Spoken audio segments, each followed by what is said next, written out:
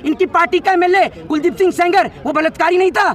ये बताइए आप मुझे। इनकी पार्टी का नेता असम में विधानसभा में बैठ के पॉर्न वीडियो देख रहा था? बताइए आप मुझे, बताइए ना आप मुझे, देंगे आप इस सवाल का जवाब? परमानेंट बेरोजगारी कौन सी सरकार मिटा देगी? परमानेंट बेरोजगारी कोई सरकार नहीं मिटा सकती, लेकिन कम से कम रोजगार तो दे सकती है। जो 2 करोड़ रोजगार का वादा किया वो रोजगार नहीं दे सकती। नरेंद्र मोदी से किसी ने कही थी? क्यों आके कहा कि 2 करोड़ रोजगार देंगे? क्यों आके कहा कि 100 स्मार्ट सिटी देंगे? क्यों आके कहा कि बुलेट ट्रेन देंगे? क्या मिला? आप यहाँ की बात करिए ना, यहाँ यह चेहरा आपका देश भी तो देखे आइए।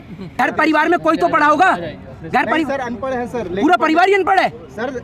भारत में आधे से ज्यादा लोग अनपढ़ है सर। हर कोई एमबीबीएस डॉक्टर नहीं है यहाँ पर। आपने कितनी क्वालिफिकेशन ले रखी? एक बात आप मुझे बताइए, जब आपको पता है कि राइट टू एजुकेशन आपका फंडामेंटल राइट है, तो आपने शिक्षा क्यों नहीं ली? गलती तो आपकी है। इस देश की ये स्थिति है कि क्रिकेटर जो हैं वो जुए का प्रचार कर रहे हैं और सेलिब्रिटी जो है वो गुटखे का प्रचार कर रहे हैं। ये इस देश की स्थिति हो चुकी है।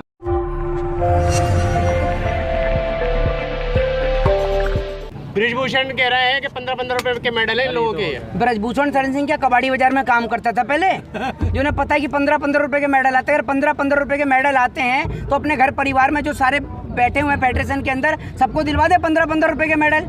15 रुपए के मेडल आते हैं, 15 में 20 रुपए दे रहा हूँ, दिलवा दे अपने घर परिवार के लोगों को मेडल। ये मेडल की कीमत लगा रहे हैं। एक बात आप मुझे बताइए, सरहद पर जवान शहीद होते हैं, ठीक है? कल को तो जो उनको परमवीर चक्र से सम्मानित किया जाता है, शौर्य चक्र से सम्मानित किया जाता है, कल को तो आप उसकी भी कीमत लगा देंगे। आप तो ये एक बात बताइए कि वो हमारे पूरे विश्व में परचम लहराने का काम कर रहे हैं, तिरंगे को लहराने का काम कर रहे हैं, और आप उनके मेडल की कीमत लगा रहे हैं। एक बात आप मुझे बताइए, ब्रजभूषण शरण सिंह ने इसके बाद एक लाइन और कही। उन्होंने कही कि पैसे वापस करें। जो इतने समय से इस देश के नेता हराम का खा रहे हैं, हराम की पेंशन खा रहे हैं, जो टैक्स हम पे करते हैं, उस टैक्स के पैसे से ये नेता जो है अपना वेतन भत्ता लेते हैं, पेंशन लेते हैं। कोई एक बार नेता बनता है तो 1 बार की पेंशन, दोबारा चुनाव जीतेगा तो 2 बार की पेंशन, 3 बार जीतेगा तो 3 बार की पेंशन। ये क्या ड्रामा मचा रखा है अपने देश में? और आप बात करते हो कुश्ती संघ के अध्यक्ष बनने की। पेट आपका इतना निकला हुआ है, जनता बेचारी यूं हो गई, सूख गई, और इनका पेट इतना निकला हुआ है कि 2 किलोमीटर भगवा लिया तो इनकी सांस फूलने लग जाएगी, और ये कुश्ती संघ के अध्यक्ष बने हुए थे अब तक। सोच के देखिए आप। ब्रजभूषण शरण सिंह के खिलाफ कोई भी आदमी इसलिए नहीं बोलता है क्योंकि ब्रजभूषण शरण सिंह एक गुंडा है। मैं आपको बता दूं सीधे तौर पर, भारतीय जनता पार्टी का कोई भी नेता बोलने के लिए तैयार नहीं है। 50 से 60 ब्रजभूषण शरण सिंह के डिग्री कॉलेज हैं, हेलीकॉप्टर से घूमते हैं, चार्टर्ड प्लेन लेके घूमते हैं, बढ़िया हाई फाई रॉयल्टी वाली जिंदगी जीते हैं, ठीक है? ना नरेंद्र मोदी सरकार की और ना खुद स्वयं नरेंद्र मोदी जी की किसी की भी बोलने की हिम्मत नहीं है कि वो ब्रजभूषण शरण सिंह को बुलाकर उससे बात भी कर सकें।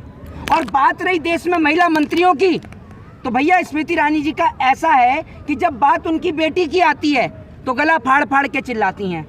मैं तो टीवी पर देख रहा था, जब उनकी बेटी का बाहर का मुद्दा उठा दिया था तो गला फाड़ फाड़ के चिल्ला रही थी। अगर मैं उस वक्त वहाँ पर होता तो मैं कह देता जी लो पानी पी लो, कहीं आपका गला खराब ना हो जाए।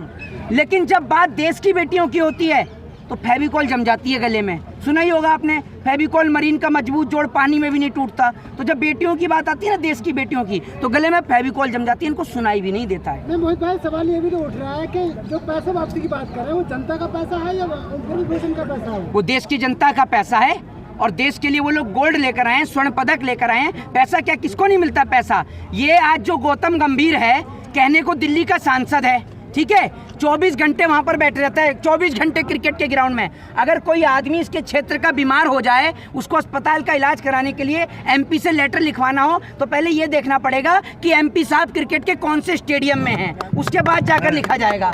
ये हालत है, ठीक है? आज लाखों करोड़ रुपए की टीम लेके बैठे हुए हैं ये लोग। इस देश की ये स्थिति है कि क्रिकेटर जो हैं वो जुए का प्रचार कर रहे हैं और सेलिब्रिटी जो है वो गुटखे का प्रचार कर रहे हैं। ये इस देश की स्थिति हो चुकी है और बड़ी बदहाल स्थिति है। जी, स्थिति कैसे बदलेगी इस देश की? स्थिति जब बदलेगी इस देश की, जो आप ये देख रहे हैं ना, जो टेलीविजन पे जो कार्यक्रम आता है 8 से 9 बजे का कार्यक्रम, अगर इस पे लगाम लगा दी जाए तो देश की स्थिति अपने आप बदल जाएगी। परमानेंट बेरोजगारी कौन सी सरकार मिटा देगी? हैं जी, परमानेंट बेरोजगारी कौन सी सरकार मिटा देगी? परमानेंट बेरोजगारी कोई सरकार नहीं मिटा सकती, लेकिन कम से कम रोजगार तो दे सकती है। जो 2 करोड़ रोजगार का वादा किया वो रोजगार नहीं दे सकती। नरेंद्र मोदी से किसी ने कही थी? क्यों आके कहा कि 2 करोड़ रोजगार देंगे? क्यों आके कहा कि 100 स्मार्ट सिटी देंगे? क्यों आके कहा कि बुलेट ट्रेन देंगे, क्या मिला? आप यहाँ के बात करिए ना, यहाँ ये चेहरा आपका देश भी तो देखे आइए। अरे आप आइए तो। अरे आप पत्रकारिता करते हैं? नहीं सर। फिर क्या करते हैं आप? सर मैं पूछ रहा हूँ सर। नहीं, मैं आपको जवाब दे रहा हूँ ना सर।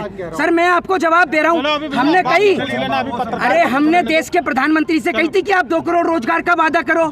हमने उनसे कही थी कि आप देश को बुलेट ट्रेन का वादा करो। हमने उनसे कही थी कि आप 15-15 लाख रुपए का वादा करो। हमने उनसे कही थी कि आप ये कहो कि आप हवाई चप्पल वाले को हवाई यात्रा कराओगे। मुंगेरी लाल भी क्या झूठे हसीन सपने दिखाता होगा जो नरेंद्र मोदी दिखाते हैं? और आप कहते हैं कि पिछली सरकार में, मतलब जो पिछली सरकारों ने किया अगर वही ये करेंगे तो इनको हमने बदला क्यों है? किस लिए बदला है? किस लिए बदला है? सवाल का जवाब दीजिए ना। अपनी बहन बेटियों की इज्जत और आबरू लुटवाने के लिए बदला है। इनकी पार्टी का एमएलए कुलदीप सिंह सेंगर वो बलात्कारी नहीं था? ये बताइए आप मुझे। इनकी पार्टी का नेता असम में विधानसभा में बैठ के पॉर्न वीडियो देख रहा था? बताइए आप मुझे, बताइए ना आप मुझे। देंगे आप इस सवाल का जवाब? जो नेता विधानसभा के अंदर बैठ के पॉर्न वीडियो देख रहा हो उससे आप अपनी बहन बेटे की इज्जत और आबरू की गुहार लगाएंगे? दीजिए ना जवाब आप। आपके पास 1 मिनट, आपके पास जवाब है इस बात का? पूछिए आप, नेक्स्ट क्वेश्चन पूछिए ना सर। अरे सर आप 1 नहीं 1000 पूछिए सर। मैं आपके सवाल का जवाब ही तो नहीं दे पाऊंगा, इससे ज्यादा तो कुछ नहीं होगा। मैं कोई भगवान तो हूँ नहीं कि मेरे पास सभी सवाल का जवाब होगा। अगर मैं नहीं दे पाऊंगा तो आपसे पूछूंगा ना सर। क्या रोजगार मिलेगा? हाँ जी, मैं 5वीं पास हूँ, मेरे को क्या रोजगार मिलेगा? क्या नौकरी मिलेगी? कौन सी गवर्नमेंट जॉब मिलेगी? एक बात आप मुझे बताइए, जब आपको पता है कि राइट टू एजुकेशन आपका फंडामेंटल राइट है तो आपने शिक्षा क्यों नहीं ली? गलती तो आपकी है। नहीं, जब शिक्षा लेने जाते हैं एडमिशन नहीं मिलता सर। है तो जब एडमिशन नहीं मिलता तो आपने कभी कोर्ट के अंदर आरटीआई ला के पता किया उस स्कूल में कि आपको एडमिशन क्यों नहीं मिला? नहीं मिलता सर, हमेशा ये होता है कि आपने कितनी आरटीआई लगाई है कोर्ट में? कौन सी? 1 मिनट, एक बात आप मुझे बताइए, घर परिवार में कोई तो पढ़ा होगा? घर परिवार सर अनपढ़ है सर, पूरा परिवार ही अनपढ़ है सर। भारत में आधे से ज्यादा लोग अनपढ़ है सर। हर कोई एमबीबीएस डॉक्टर नहीं है यहाँ पर। आपने कितनी क्वालिफिकेशन ले रखी है? सर मैं 12th पास हूँ। 12th पास हैं, आगे क्यों नहीं पढ़े आपने?